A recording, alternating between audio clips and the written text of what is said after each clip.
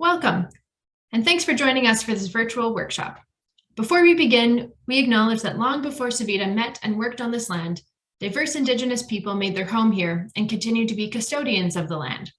We recognize that our work and presence has an impact on the people with whom we share this territory. Savita recognizes our responsibilities as a result of operating on Treaty 6 territory and affirms a commitment to reconciliation. You may be watching these videos from somewhere else. We encourage you to learn more about the traditional lands, territories, and treaties you are on.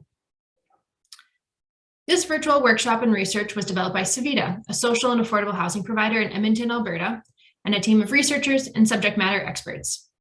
In these videos, you will see myself, Maren Severson-Mason, pronouns she, her, and Frances Campbell, pronouns she, her. Both of us are policy and research analysts at Savita. You will also meet Dr. Katie McDonald, pronouns she, her, who is a community-engaged researcher interested in questions of equity and access, and Dr. Yasmin Kremedine, pronouns she, her, who is a subject matter expert in resilience and de-escalation. If you're doing this as a group and don't know everyone, pause the video here and take some time to introduce yourself to one another. Through a series of videos and worksheets, this session will help us answer the following questions. First, at an individual level, what does personal resilience look like during times of constant change and business transformation?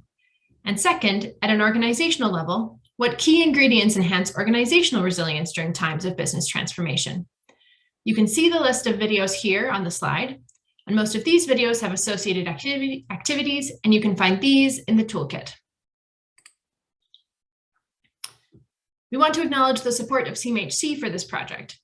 This workshop and toolkit were created through funding from CMHC to explore resiliency for housing providers. However, these do not represent the views of the funder, and the funder accepts no responsibility for them.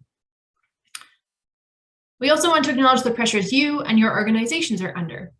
We know that there is a high need for affordable housing, and that all of us, including your tenants or clients, are facing situations of stress. This research and project is framed within the context of intentional change for housing providers, but we want to recognize that the stressors on our lives can often be unexpected and intense. We thank you for joining us today.